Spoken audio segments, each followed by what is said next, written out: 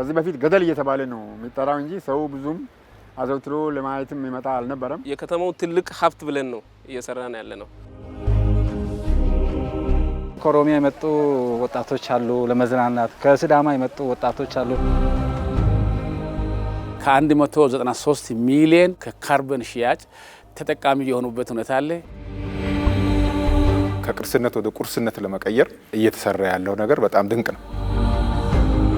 የወንዝ በክረምት ሞልቶ አባቴን ወስዶብኛል። ዳሞት ጋለን ዱጉና ፋንጎ ጋር የሚያገናኝ ነው።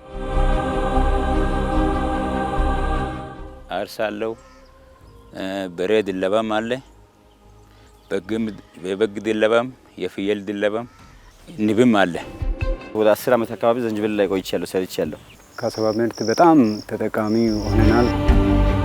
ከ300 እስከ 400 ጊዜያዊ ሰራተኞች ይንቀሳቀሳሉ። ሲንቅ ይዞ ወደ ኦቶና መሄድ ቀርቷል። ወደ ድላ፣ ወደ ይርጋለም፣ ወደ ሐዋሳ፣ ወደ አዲስ አበባ መሄድ ቀርቷል። በከተማ አስተዳደር በኩል የማመቻቸት ስራ እንሰራለን። እጃቸውን ስመን ተቀብለን ማስተናገድ የምንችሉ መሆኑን በዚህ አጋጣሚ ለመግለጽ እወዳለሁ።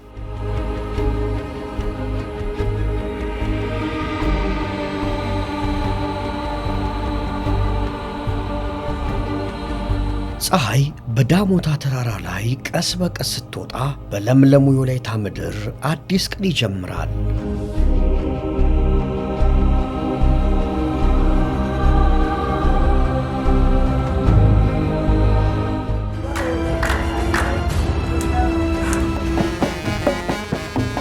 በውብና ማራኪ መልክዓ ምድር በሰው ሰራሽና በተፈጥሮ መስህቦች የታደለች ተፈጥሮ ያለ ስስት ጸጋዋን የቸረቻት ምድር ወላይታ። ወላይታዎች የእልፍ ታሪክ፣ የቱባ ባህል፣ የሥራና የትጋት መናገሻ፣ የልማት ተምሳሌት ናቸው። አጆራ ፏፏቴ የወላይታ ዞን የቱሪዝም እምቅ አቅምን ከሚያሳዩ መዳረሻዎች አንዱ ነው። አቶ አሾሪ አግደው ትውልድና እድገታቸው በቦምቤ ከተማ አጆራ ቀበሌ ነው። እነዚህ መንትያ ፏፏቴዎች አሻግረው ሲመለከቱ ሁሌም መንፈሳቸው በሐሴት ይሞላል። እነዚህ ፏፏቴዎች ወደ መስህብነት በመለወጣቸውም ደስታቸው እጥፍ ድርብ ነው። ከዚህ በፊት ገደል እየተባለ ነው የሚጠራው እንጂ ሰው ብዙም አዘውትሮ ለማየትም ይመጣ አልነበረም። ሰው ገደሉ ሰው በላ አድርጎ ይቆጥረው ነበር። እዛ ሄዶ ከብት ይወድቅብናል፣ ልጆች ይሞቱብናል ብሎ ብዙም ሰው ማይጠጋበት ነበር። ግን ማስታወቅ ከጀመረበት ጊዜ ጀምሮ እዚህ አካባቢ ሀብት ያለ መሆኑ የታወቀበት አሁን ገቢ እየተሰበሰበ ነው። ቀድሞ የቆዩ አባቶች ይሄ ቦታ እንደዚህ ገንዘብ መሰብሰቢያ መሆኑን አያውቁም። አሁን ይገረማሉ። እኔ በተለይ ስራው ሲጀመር መስዋዕትነትም ከፍያለሁ። ሌላ አካባቢ የደረሰበትን ለመድረስ የኔ ፍላጎት ስላየውና በተለያየ አጋጣሚ ስላገኘው በዛ ልክ በደረስን የሚል ከፍተኛ ምኞት አለኝ። በቀኛችን በኩል የሚፈሰው የአጃንቾ ፏፏቴ ነው። በስተግራ በኩል የሚታየው የሶኬ ፏፏቴ ነው። ሶኬ አንበሪቾ ተራራ ስር ይወጣና የተለያዩ ገባር ወንዞችን እያቀፈ መጥቶ አጆራ ገደል ላይ ሲደርስ 170 ሜትር ቁመት ወርዶ ወደ ታች ከሌላው ከወንድሙ ከአጃንቾ ፏፏቴ ጋር የሚገናኝበት መስመር አለ። አጃንቾ ፏፏቴ ደግሞ ወላይታ ከዳሞታ ተራራ አካባቢ ይወርድና አንዳንድ ቦታ ላይ ወላይታንና ከምባታን እያዋሰነ ሌላ ቦታ ላይ ወረድ ሲል ደግሞ ወላይታ ውስጥ የተለያዩ ቀበሌያትን እየከፋፈለ መጥቶ አጆራ ገደል ላይ ሲደርስ 210 ሜትር ቁመት ያለው ታሪካዊ ቦታ ነው። ከከፍተኛ አለት ላይ የሚወርደው የውሃ ፍሰት አስደናቂ የተፈጥሮ ትዕይንትን ይፈጥራል። በዙሪያው ያሉ አረንጓዴ እጽዋትና ንጹህ አየርም የአካባቢውን ውበት ይበልጥ ያጎሉታል።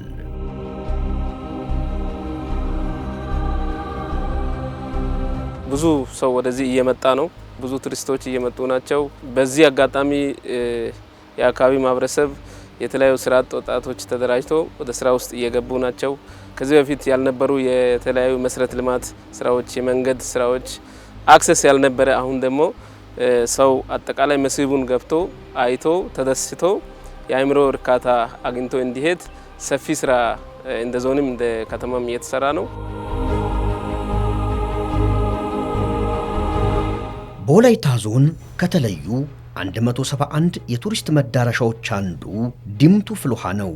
ፍልውሃውን ጨምሮ የወጣቶች መዝናኛ ማዕከል በወላይታ ሶዶ ዩኒቨርሲቲ የለማ ሲሆን ከአጎራባች ክልሎች ሳይቀር ግለሰቦች ይገለገሉበታል።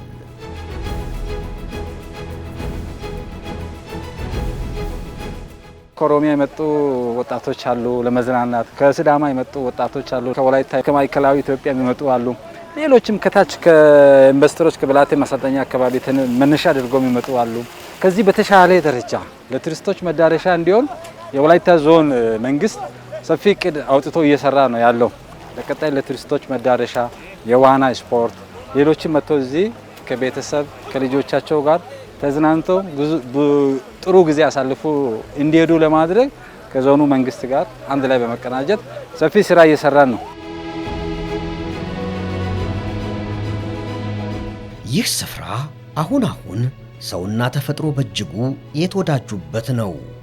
ሰው ደኑን አልምቶታል፣ ደኑም የተፈጥሮ ሚዛንን አስጠብቋል። የወላይታ ዞን ከ18000 ሄክታር በላይ የተከለለ ደን ባለቤት ሲሆን በዚህም በዓለም አቀፍ ካርበን ፕሮጀክት በሚገኝ ገቢ ተጠቃሚ ነው። በዞኑ በተለያዩ ወረዳዎች ከ28000 በላይ ዜጎች በ48 ህብረት ሥራዎችና በ4 ዩኒዮኖች ተደራጅተው ደኖችን ይጠብቃሉ። ወረዳ ህብረት ሥራ ዞን ህብረት ሥራ ጋር አንድ ላይ ሆነን ደኑን ጠብቀናል። ከጠበቀን በኋላ የመጣው የካርበን ሽያጭ ገንዘብ የመጣውን የተለያዩ ልማት ሰርተናል። ለግለም ለእያንዳንዱ አባላትም ገቢ መዝገኛ ሆኖ ለማህበሩም ገቢ መዝገኛ ሆኗል። ከዚህ በፊት ተራራ በጣም ገላጣ ነበር።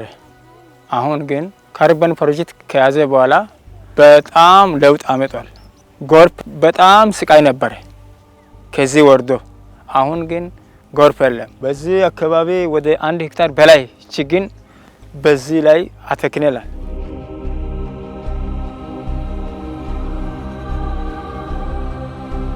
ደን ተመናምኖ ተመንጥሮ ባዶ የሆኑ አካባቢዎችን መልሶ በማልማት የአካባቢ ጥበቃ ስራ፣ የተፈጥሮ ሀብት ስራዎች ተሰርቷል። ደኖቹ ለምቶ በዓለም ደረጃ ካርበን ሽያጭ ተደርጎ አርሶ አደሮች እንዲጠቀሙ ከማድረግ አንጻር በወላይታ በከፍተኛ ስራ የተሰራ ነው ያለው። አባላባያ፣ ሆብቻ፣ ሁምቦ፣ ሶዶ ዙሪያ፣ ሶዶ ከተማ፣ ዳሞት ጋሌ፣ ኦፋና ክንደኮሻ ካርበን ሽያጭ የተደረገ ነው ያለው። የሁምቦ 14ኛ ዙር ክፍያ ያገኘበት ሁኔታ አለ። ሌሎች 4ኛ 10ኛ ዙር ያገኘዋሉ። አሁን ወደ ሽያጭ እየቀረቡ ያሉ አሉ። በአጠቃላይ በነዚህ ከ193 ሚሊዮን 313800 ሺህ ብር እስካሁን አርሶ አደሮቹ ከካርበን ሽያጭ ተጠቃሚ የሆኑበት ሁኔታ አለ። ይሄ ከገቢ በላይ ደግሞ ዛሬ በቋሚነት የቱሪስት መስህብ ሆኖ የተለያዩ አካባቢ የተለያዩ የውጭ ዜጎችም ጭምር መጥተው ጉብኝት እያደረጉ ያሉበት ሁኔታ አለ።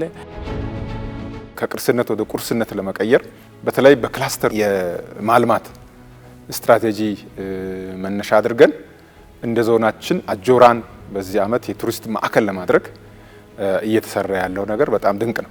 ከዛ ውጪ ሰው ሰራሽ ሐይቅ አለን፣ የግልገል ጊቤ 3 የፈጠረው እሱ ላይ ያለው ቱሪዝምን አትራክት የሚያደርግ ሳይቶችን እየተሰራ ነው ያለው።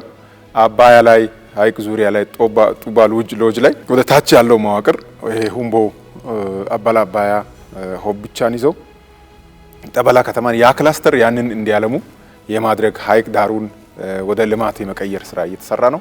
በዚህ በኩል ደግሞ የዲምቱ ፍልውሃ በዚህ ዓመት በቱሪዝም ዘርፍ ከሰራናቸው እና ካለማናቸው ዘርፎች አንዱ ነው። ግፋታ ደግሞ በዩኔስኮ ተመዝግቦ ሴሌብሬት ስናደርግ በርካታ ቱሪስቶች አገር ውስጥም ከሀገር ውጭም ያሉ ቱሪስቶች መጥተው ይሄን አካባቢ ላይ ውሎ አድረው የሚሄዱበት ሁኔታ ተፈጥሯል ማለት ነው። አርሶ አደር ደመቀ ቡንጋ ወላይታ ዞን ዳሞት ጋሌ ወረዳ ዳሞት ሞኮኒሳ ቀበሌ ነዋሪ ናቸው። በቀበሌው ካሉ ሞዴል አርሶ አደሮች መካከል አንዱ ሲሆኑ ሁሉንም አይነት ሰብሎች ያመርታሉ። ከእርሻ ስራቸው በተጨማሪ ሰንጋ በሬዎችን በማድለብ ተጨማሪ ገቢ ያገኛሉ። አርሳለሁ። በሬ ድለባም አለ፣ በበግ ድለባም፣ የፍየል ድለባም፣ ንብም አለ። 10 ምናምን ቀፎ አለ። ድንችም ተክላለሁ። በርበሬ በብዛት ተክላለሁ።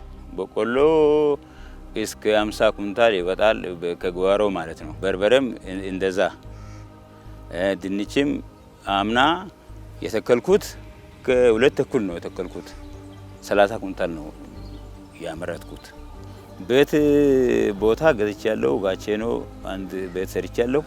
እዚህ ገጠር ያው አሁን አልጨረስኩም እንጂ እየሰራው ነኝ። ቀጣይ እግዚአብሔር ካለ ትራክተርን መግዛት እችላለሁ ብዬ ነው ማስበው።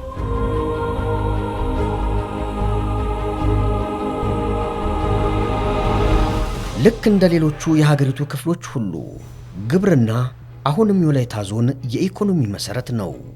ለም መሬትና ተስማሚ አየር ጸባይ ያለው ዞኑ አትክልትና ፍራፍሬ እንዲሁም የሰብል ምርቶች በስፋት ይመረቱበታል። የሚታረስ መሬት ሽፋን ከማስፋት አንጻር የተሰራው ስራ በምርት መጠን ላይ ከፍተኛ የሆነ ለውጥ እንዲመጣ አድርጓል።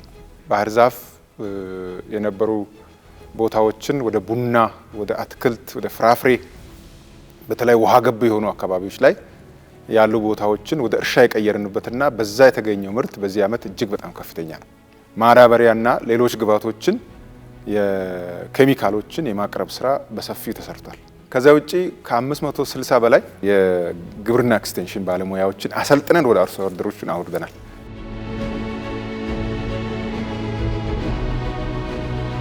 በተለይም በበቆሎ ላይ ዳሞት ፑላሳ ላይ በማህበር የተደራጁ ወጣቶች ከዚህ በፊት ጾም የሚያድር መሬት አርሰው እጅግ በጣም ከፍተኛ የሆነ ምርት ያገኙበት ዓመት ነው።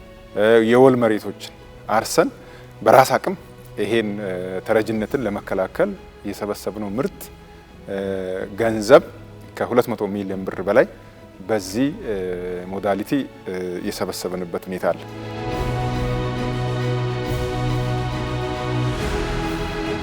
ሌማት ትሩፋትን በተለይም በወተት፣ በእንቁላል ምርት፣ በማር ምርት፣ ዶሮ በከፍተኛ የአንድ ቀን ጫጩት አንስቶ እስከ 45 ቀን ጫጩቶችን ለወጣቶች በማቅረብ በአሳም ፖቴንሻል አለ።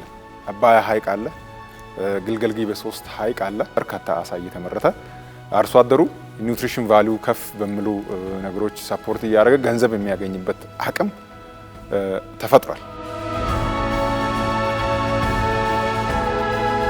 በ2017-18 የምርት ዘመን በዳሞት ጋሌ ወረዳ በበልግም ይሁን በመኸር 2 ሚሊዮን ኩንታል የሚጠጋ ምርት ተገኝቷል። በቆሎ በብዛት የሚመረትበት ነው። ድንች በብዛት የሚመረትበት ነው። አልፎ ክላስተር እንከፋፈላለን። እንደኛ አሁን የበቆሎ ክላስተር አለን፣ የደንጓሬ ክላስተር አለን፣ የስንዴ ክላስተር አለን። ስለዚህ እነዚህ ቦታዎች ሁሉ ላይ በጋው ክረምቱ የየራሳቸው አካባቢ አየር ጸባይ መነሻ በማድረግ ደግሞ በተጨማሪ ይሄ አካባቢ አየር ጸባይም ቆላማ አካባቢዎች አሉ፣ ወይና ደጋ አለ፣ ኖርማል ወደ ደጋ የሚጠጉ ክላስተሮች አሉና ስለዚህ ከዚህ አንጻር በየአካባቢው ከጨው በስተቀር ሁሉም የሚመረትበት አካባቢ ነው።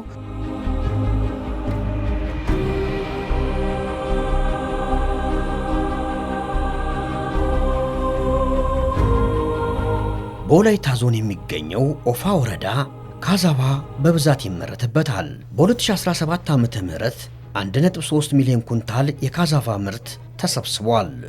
አርሶ አደሮች ከጓሯቸውም ይሁን ከእርሻ መሬታቸው ይህንን የሥራ ስር ተክል በማምረት ተጠቃሚ ሆነዋል። ከዚህ በፊት ያው እኛ የምንጠቀመው የሰብል ምርቶች እየጠቀመን በቆሎ፣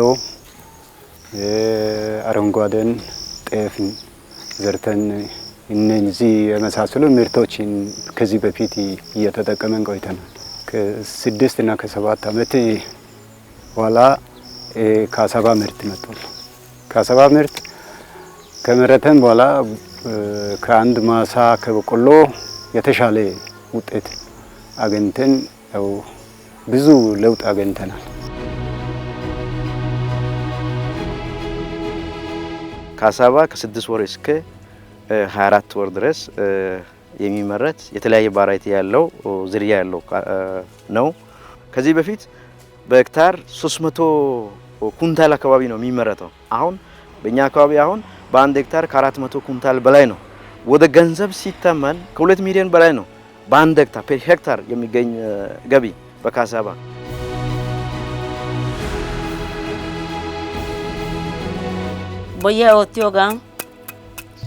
ቦዬ ወይም ካዛባ ተክያለሁ። ተቀቅሎ ብቻውን ይበላል። ከጤፍና ከበቆሎ ጋር ቀላቅለን በማስፈጨት ቂጣና እንጀራ እንጋግራለን። ይህንንም እየገዛሁ እሸጣለሁ። በዚህ እየነገድኩ ልጆቼን አስተምራለሁ። ከብቶችንም ገዝቻለሁ።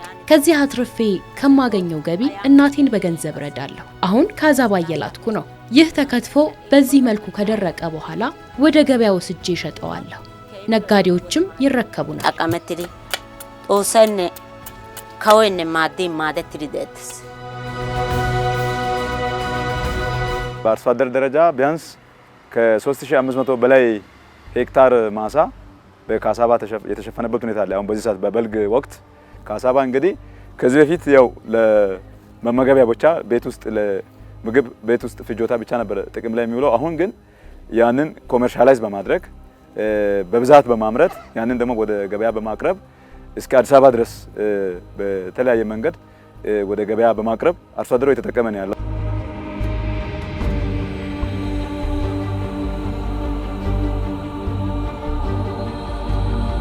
በ5 አባላትና በ50 ሺህ ብር ካፒታል ተቋቁሟል። በወላይታ ዞን ገሱባ ከተማ የሚገኘው ኤልሻዳይ ካዛቫ አምራች ማህበሩ የካዛቫ ምርትን በማምረትና በማቀነባበር ነበር በ2010 ዓ.ም ስራ የጀመረው። መጀመሪያ ካሳቫ ፕሮሰሲንግ ነበረ። አሁን መኖ ፕሮሰሲንግ ተጨማሪ መኖ ማቀነባበሪያ ማሽን አቆመናል።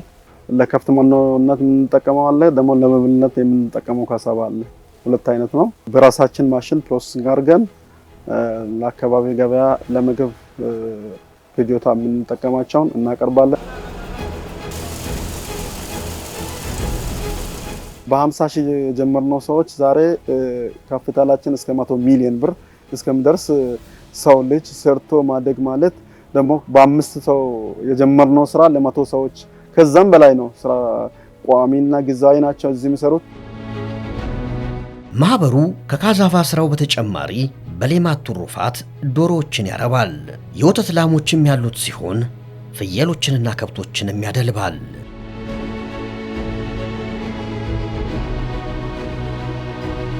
በከተማችን ላይ ወደ 15 የሚሆኑ ኢንቨስተሮች አሉ።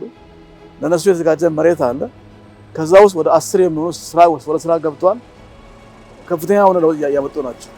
ከነዚህ አንደኛው አሁን እኛ ያየን ያለነው የኤልሻዳይ ካሳቫ ማቀነባበሪያ እና እርባታ ስራ በኢንቨስትመንት መጀመሪያ በማህበር ተደራጅቶ የሚሰራና አሁን ከፍ ያለ የመጣ ራሱን እያሳደገ የመጣና ከፍተኛ የሆነ የንግድ ትስስር እንዲፈጠር ያደረገ ብዙ የግል ባለሀብቶች አይደለም ስራ አጦችን ያቀፈ ለወጣቶች ስራ እድል የፈጠረ ከከተማችን የንግድ ስርዓት እንዲፋጠን ያደረገ የካሳቫ ምርት ነው።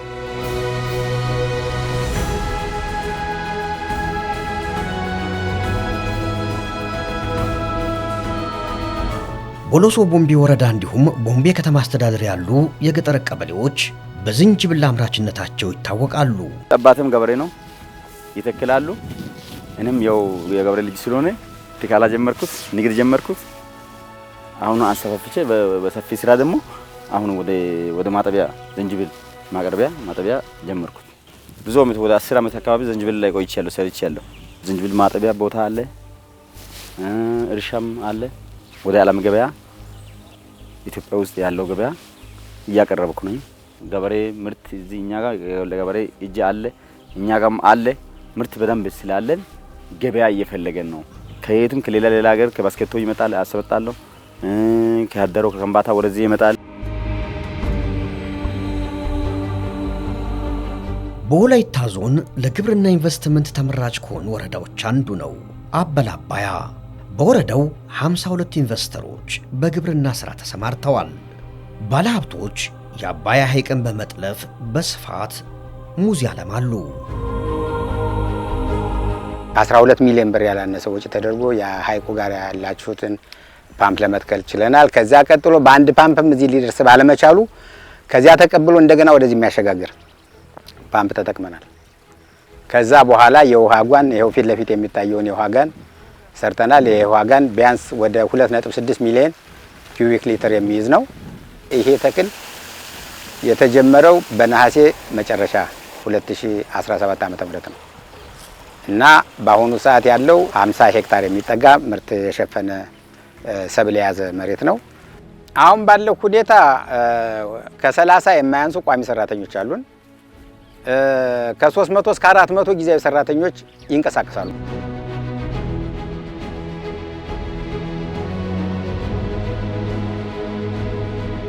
አብዛኛው ወረዳችን አብዛኛው ፓርት በአባያ ሐይቅ፣ በብላቴ ወንዝ፣ በአመሳ ወንዝ በልት ላይ ነን ያለነው።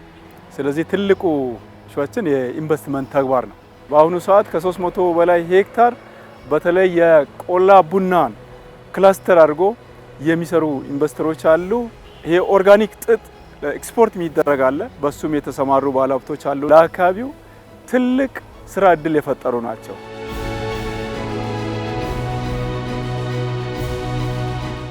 የወላይታ ዞን ከግብርና ዘርፍ ባሻገር በምግብ ማቀነባበር፣ በአምራች ኢንዱስትሪዎች እንዲሁም በአገልግሎት ዘርፍ በሆቴል ኢንቨስትመንት ለሚሰማሩ አልሚዎች የተመቸ ነው።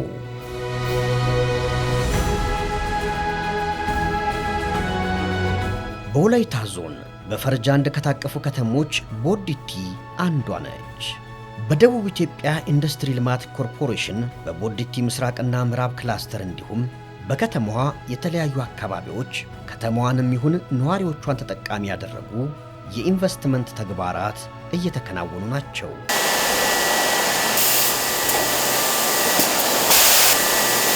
ድርጅታችን የተቋቋመው በ2011 ዓመተ ምህረት ነው። ማሽናችን ፔር ሃውር 12000 ቦትል የማምረት አቅም ያለው ነው። ድርጅታችን ከሚመለከተው መንግስታዊ ተቋማት የምርት የጥራት የእውቅና ሰርቲፊኬት ወስዶ ወደ ገበያ የገባ ሲሆን ድርጅታችን አሁን በዚህ ሰዓት ላይ ለቋሚ ሰራተኛ ወደ 96 ሰራተኛ ለቋሚ ሰራተኛ የስራ እድል ያመቻቸ ሲሆን 10 ሰራተኛ ደግሞ ጊዜያዊ ሰራተኛ አለ ማለት ነው። ድርጅቱ ሰፊ የሆነ የስራ እድል ፈጥሮልናል። እኔ የተቀላቀልኩት ይህን ድርጅት 2012 ላይ ነው። ሲቀጠር ኢንስፔክሽን ባለሙያ ሆኜ ነው የተቀጠርኩት። ከዛ የስራ አፈጻጸሜ እየታየ እያደኩ ነው ትሪትመንት ኦፕሬተር እስከመሆን የበቃሁት።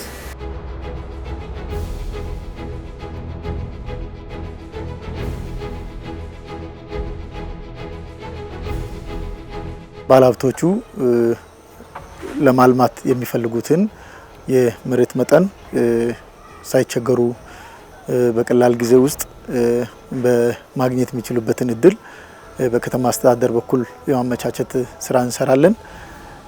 እሱ ጋር መሬት የማግኘት ሂደቱ በጣም ባጠረና ጊዜ በማይወስድ ሁኔታ እንዲያገኙ የማድረግ ስራ ይሰራል። ውሃ ፋብሪካ፣ የኦክሲጂን ፋብሪካ፣ የተለያዩ አይነት የለውዝ ቅቤ ማቀነባበሪያ ፋብሪካዎች፣ የአሉሚኒየም ፋብሪካዎች እና በርካታ በእንደዚህ አይነት ማኑፋክቸሪንግ ዘርፍ ላይ የተሰማሩ ኢንዱስትሪዎች አሉ። ኢንቨስት ለማድረግ ወላይታ ዞንን ምርጫቸው ላደረጉ አልሚዎች ሁሉም ወረዳዎችና ከተማ አስተዳደሮች ፈጣንና ቀልጣፋ አገልግሎት ይሰጣሉ። በዚህ ዓመት ከ40 በላይ ኢንቨስትመንት ፕሮጀክቶችን ፈቃድ ሰጥተናል። እነዚህም በግብርናው የግብርና ኢንቨስትመንቶች ከፍተኛ የስራ እድል ፈጥረዋል። አገልግሎት ዘርፍ ላይ በርካታ ሆቴሎች እየተሰራ ነው ያለው እና በኢንዱስትሪ ተኪ ምርት ከማምረት አንጻር የዱቄት ፋብሪካዎች፣ ጋርመንት ፋብሪካዎች ለበርካታ ስራ እድል የፈጠሩ በኢንዱስትሪ ዘርፍ ብቻ በዚህ ዓመት ወደ ስራ የገቡ በርካታ ኢንዱስትሪዎች አሉ። እኛ ጋር ባለሀብቶች ከመጡ በአጭር ጊዜ ውስጥ መሬት የማቅረብ በኢንዱስትሪ ውስጥ ለመሳተፍ የሚመጡ በአገልግሎት ዘርፍ ለመሳተፍ የሚመጡ ያለምንም ቢሮክራሲ መሬት ለነሱ የማቅረብ ስራ እየሰራን ያለንበት ሁኔታ ነው ያለው። በዛው ልክ ደግሞ ኢንቨስትመንት ዝም ብሎ መሬት ወስዶ ደግሞ ምንም ሳያለሙ ጊዜያትን ያስቆጠሩትን ደግሞ እየወረስን እርምጃ እየወሰድን እየመራን ያለንበት ሁኔታ ነው ያለው። ይሄም ወደ መሬት ባንክ ተመልሶ ሌሎች ጥያቄ ለሚያቀርቡ ባለሀብቶች እየሰጠን ያለንበት ሁኔታ ነው ያለው ማለት ነው። ስለዚህ ቀጣይም ለማልማት የሚፈልግ ካለ ቢሮአችን ድረስ ከመጡ እጃቸውን ስመን ተቀብለን ማስተናገድ የምንችሉ መሆኑን በዚህ አጋጣሚ ለመግለጽ እወዳለሁ።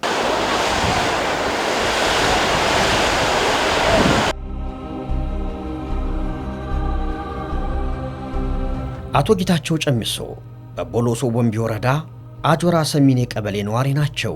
በዚህ ቦይ ወንዝ ሲሻገሩ ሁሌም የማይረሱት መጥፎ ትዝታ አላቸው።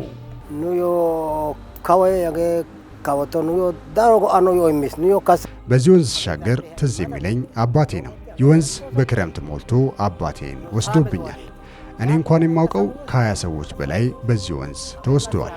ወንዙ ሲሞላ ቦምቤ ገበያ ሄደን መገበያየት እንቸገር ነበር። አሁን ይህ ተንጠልጣይ ድልድይ በመሰራቱ ምንም ስጋት የለብንም። ወደ ገበያ መሄድ ብንፈልግ፣ ማህበራዊ ጉዳይ ቢገጥመን እንደ ልባችን እንሻገራለን። ከብቶቻችንም ልጆቻችንም እናም ከስቃይ ነው የወጣ ነው።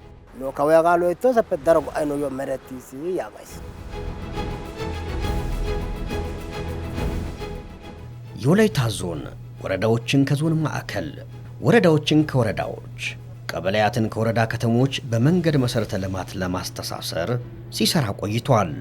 አሁንም በትኩረት እየሰራ ይገኛል። በዞኑ ከሚሰሩ የመንገድ መሰረተ ልማት ዝርጋታዎች መካከል በኦፋ ወረዳ በ31 ሚሊዮን ብር እየተገነባ ያለው የገሱባ ገለኮ የኪማ የገጠር መንገድ ተጠቃሽ ነው። ከኦፋ ወረዳ መነሻ በማድረግ እስከ ዲዳይ ድረስ እስከ ኪንዶ ዲዳይ ድረስ የሚሄድ ገሱባ ጋልዳ ቃንቆ ዜረዳ ቦሰ በርቶ መንገድ ወደ 33.5 ኪሎ ሜትር መንገድ ስራ ተሰርቶ ከዛ ወደ 15 ኪሎ ሜትር መንገድ ስራ ኦሬዲ አሁን ያለቀበት ሁኔታ አለ። ይሄ በቅርብ ጊዜ የተሰራ ነው። ሁለተኛው ገሱባ ሙሬ ላሾ የሚባለው ኦፋንና ከወከሻ ወረዳ የሚያገናኝ እሱ መንገድ 50% ስራው አሁን ተሰርቶ ያለበት ሁኔታ አለ። ሌላኛው ገሱባ ገለኮ የኪማ መንገድ ወደ 7.66 ኪሎ ሜትር አካባቢ ነው። ይሄ አንደኛ እዛ አካባቢ ያሉ 4-5 ቀበሌያት የመንገዱ ተጠቃሚ እንዲሆኑ የሚያደርግ ነው። ሁለተኛ በአቋራጭ ከአንድ ወረዳ ወደ ሌላ ከአንድ ቀበሌ ወደ ሌላ ቀበሌ ለመሄድ የሚያግዝ በተለይ የአምቡላንስ አገልግሎት ለእናቶች ለመስጠት እጅግ በጣም እየተቸገርን ነበረ። ግን አሁን ያ መንገድ ተሰርቶ ኦልሞስት ወደ 3 ኪሎ ሜትር አካባቢ እየተሰራ ነው ያለው።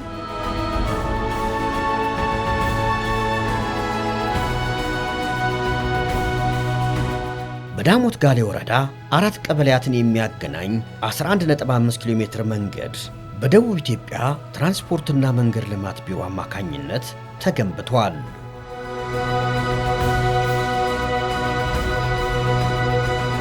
በጨራቂ ወንዝ ላይ የተሰራው ይህ ተንጠልጣይ ድልድይ የማህበረሰቡን የዘመናት ጥያቄ የፈታ ሲሆን ዳሞት ጋሌ ወረዳን ከዱግና ፋንጎ ወረዳ ጋር የሚያገናኝ ነው። ወላድ ሴቶች በጣም ብዙ ወደ ላይ ለመውጣት መንገድ አጥቶ በመጀመሪያ ደረጃ እንደገና ደግሞ ተሻግሮ ሄዶ እንዳይታከሙ ገበያ ሄዶ ደግሞ ገበያ እንዳይሸምቱ ብዙ የተቸገሩበት ሀገር ነው። ድልድዩ ከመምጣቱ በፊት ብዙ ሰዎችን አጥተናል። ለእርሻ እየሄዱ ከእርሻ በሬ ጋር እንዳለ በዚህ ውሃ የሄዱት ሰዎች አሉ። ትምህርት ቤት እየሄዱ ወደ ትምህርት ቤት ሄዶ ይመለሳሉ የተባሉ በውሃ የተበሉ ልጆች አሉ። አሁን ብዙ ጥቅም አግኝተናል። ልጆቻችን ያለ ስጋት ትምህርት ቤት ይሄዳሉ። ወፍጮ ቤት የሚሄዱ ሰዎች ያለ ስጋት ይሄዳሉ። ይሄ የተሰራው 2014 ጀምሮ ዘንድሮ ነው ያለቀው። ዘንድሮ አልቆ ዘርጎ ተመርቋል። ይሄ ቦታ በአጠቃላይ የተንጠልጣዩ ርዝመት በሚናይበት ሰዓት 126 ሜትር ርዝማኔ ያለው ነው። ማህበራዊ ጠቀሜታው ማህበረሰቡን አንዱ ከአንዱ ጋር ለመገናኘት በጣም ይጠቅማል። ሁለተኛው ደግሞ ቅድም ኢኮኖሚካል ጠቀሜታዎች አሉ። ይሄ በብዛት እንስሳት እርባታ ያለበት አካባቢ ስለሆነ ወደኛው ታችኛው አካባቢ ላይ እርባታ የከብቶቹን ነጋዴው ወደዛ ለመውሰድ ወደዚህም ለማምጣት እሳ ብቻ ሳይሆን ሰፋፊ ማሳዎች የበቆሎ ምርት የጤፍ ምርት በብዛት የሚመረትበት አካባቢ ከመሆኑ ጋር ወደ መሀል ገበያ ወደኛ ወደ ቦዲቲ ድረስ እስከ ሶዶ ማዕከል አድርገው ይሰራሉ። የዘመናት ጥያቄን ለህብረተሰቡ የፈታ ስለሆነ ህዝቡ እጅግ ደስተኛ ነው።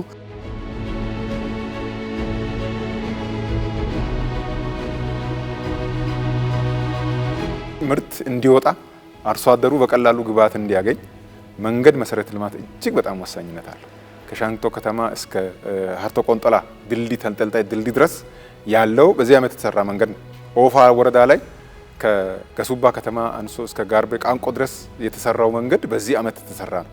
የኪንዶ ኮይሻን ከቦሎሶ ቦምቤ ጋር የሚያገናኝ መንገዶች ቦምቤ ተነስቶ እስከ አጆራ ድረስ የሚዘልቅ በሪካፕ አዲስ የተገነባ መንገድ ሰው በራሱ ተነሳሽነት ህዝብን ሞቢላይዝ አድርጎ በርካታ በተለይ ኦፋ ላይ ኪንዶ ኮይሻ ላይ 3 ድልድዮች ቦሎሶ ሶሬ ላይ እነዚህ በሙሉ ከዚህ በፊት ቀበሌን ከቀበሌ ጋር ለመገናኘት የሚቸገሩ ቦታዎች በሙሉ በቀላሉ መገናኘት የቻሉበት ሁኔታ ተፈጥሯል።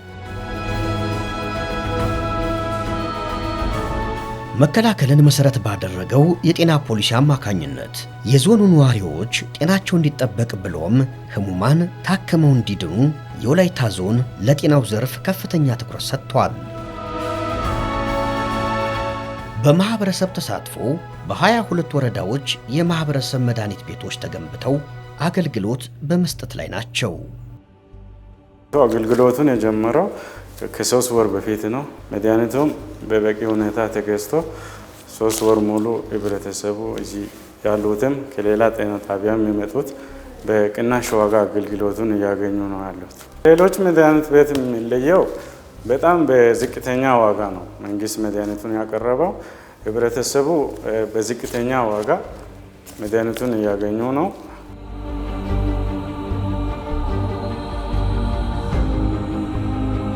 ለኔ ልጅ እንደዛ ታሞ ነበረ። ከዛ መድኃኒት ገዛለሁ ብዬ ነው ወደዚህ መጣ። ጤና ጣቢያ እዚህ ጽፎ የሰጠው ወረቀት ይዤ ወደዚህ መጣ። በጥሩ ሁኔታ ያስተናገዳሉ፣ ይሰጣሉ። ሌላ ቦታ መድኃኒት የራሱ ፋርማሲ ያለን የለም ብሎ በውድ ሁኔታ ነው የሚሸጠው። ከዛ ከሌላ ፋርማሲ በጣም ይሻላል። በገንዘብ ቅናሽ ምክንያት ነው የሚሻለው።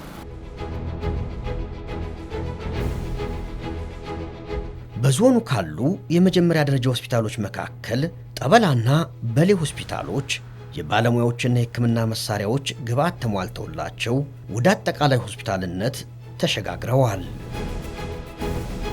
ጀነራል ሆስፒታል የሆነው ግንቦት 15 2018 ላይ ነው። ጀነራል ሆስፒታል ለመሆን ዋናው መስፈርቱ ምንድነው? የበሽተኛ ብዛት ወይም ፔሸንት ብለው ነው ዋናው መስፈርቱ። እና አሁን አይሲዩ ሰርቪስ ጀነራል ከሆነ በኋላ ነው ሰርቪስ የጀመረው። እነዚህ የአእምሮ ህሙማን፣ ዴንታል የሚባሉት ከአንገት በላይ ህክምና፣ ጥርስ ህክምና፣ እነዚህ ህክምናዎች ተጀመሩ አጠቃላይ ከሆኑ በኋላ። ከዛ ውጭ ደግሞ ሁለተኛው ምንድነው? ኤክስራይ መጀመሪያ አንድ ነበር። ሁለተኛ ኤክስራይ ዲጂታል ኤክስራይ የሚባለው ሁለተኛ ኤክስራይ ተጨመረ። አሁን ከዚህ በኋላ ቀጣዩ ምንድነው? በዚህ አይቆምም። አሁን 5 ስፔሻሊስት አለ። 10 ስፔሻሊስት እናደርግ ህጉ የሚፈቅደው በጀነራል ሆስፒታል 10 ስፔሻሊስት ነው። እነዚህ ሲኖር ሪፌሩን 0 ለማድረግ ነው። አሁን የበሌ ሐዋሳ ከተማ አስተዳደር ነዋሪዎችም ይሆኑ በአቅራቢያቸው የሚገኙ አጎራባች ወረዳዎች የተሻለ የጤና አገልግሎት ማግኘት ችለዋል።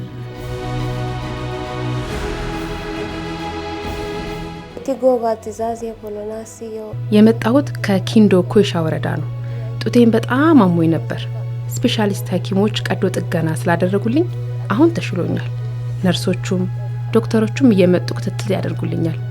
አገልግሎታቸው በጣም ተሻሽሏል። እኔ ራስም ታሜ ያውቃለሁ። ወደ ሌላው ሄጄ ያውቃለሁ። ባለቤቴም ለማሳከም እስከ ከፍተኛ እስከ ጥቁር አንበሳ ድረስ ወስጄ ያውቃለሁ። የተለያየ ቦታ ልጆችንም ወስጄ ያውቃለሁ። ነገር ግን አሁን ይሄ ሁሉ ቀርቷል። ለኔ ደስታ ይሰማኛል። ምክንያቱም አሁን ልጆቼ ቢታከሙ፣ እኔ ቢታከም፣ ቤተሰብ ቢታከም፣ እዚህ ቢታመም እዚህ ነው የሚታከመው። ሲንቅ ይዞ ወደ ኦቶና መሄድ ቀርቷል። ወደ ድላ፣ ወደ ይርጋለም፣ ወደ ሐዋሳ፣ ወደ አዲስ አበባ መሄድ ቀርቷል። እኔ ራሴ ደስተኛ ነኝ። ቤተሰቤ ሁሉ ደስተኛ ነው።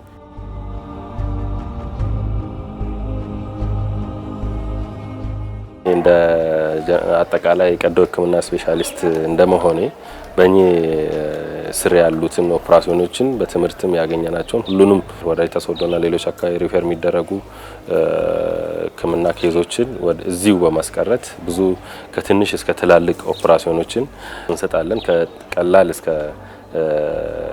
ከባድ ወር ሜጀር ሰርጀሪዎች የሚለውን እዚህ አገልግሎት እንሰጣለን። ከትንሹ ብንጀምር ዝም ብሎ እባጮች እስከ ትልቁ ከካንሰር ሕክምና ድረስ እዚህ እንሰጣለን። ኦፕራሲዮኖችን ማለት ነው። የጡት እጢዎችንም እዚሁ እኛ ጋር ቅድም ያያችሁትን እንሰራለን።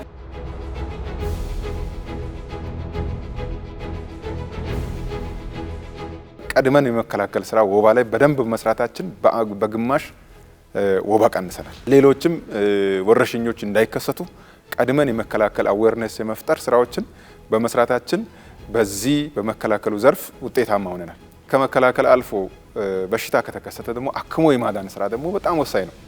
ለዚህ በጣም መሰረታዊ የሆኑ የማህበረሰብ መድኃኒት ቤቶችን የመገንባት ስራ በዚህ አመት በሰፊው ነው የተሰራው። የሆስፒታሎችን አቅም የማሳደግ ስራ በደንብ ተሰርቷል በዚህ አመት ማለት ነው። የአራቱ ጤና ጣቢያዎች አቅም ያሳደግንበት በዚህ በኩል ወደ ሻንቶ ብረታች ጉኑኖ፣ በዚህ በኩል ደግሞ ታች ሆቢቻ እንደዚሁም ጋራ ጎዶ ጤና ጣቢያዎች አቅማቸው በፊት ከነበሩበት ከፍ ያለበት ሁኔታ ነው ያለው። አሁን በግንባታ ላይ ያሉ በመጠናቀቅ ላይ ያሉ ሆስፒታሎች አሉ። በተለይ የቦዲቲ ሆስፒታል ግንባታ አሁን ጥሩ እየሄደ ነው። ሌሎች እየተገነቡ ያሉ ጤና ጣቢያዎች በሂደት ላይ ያሉ አሉ። ዘንድሮ ደግሞ ለመስራት ያቀድናቸው ሆስፒታልና ጤና ጣቢያዎች አሉ። እጥረት ያለባቸው ባለሙያዎችን ማስታወቂያ አውጥተን ከመቅጠር አንጻር እና ከማሟላት አንጻር ስቲል ክፍተት አለ፣ ያልተሟሉ አሉ። እሱን በሂደት የምንሞላው ነው የሚሆነው።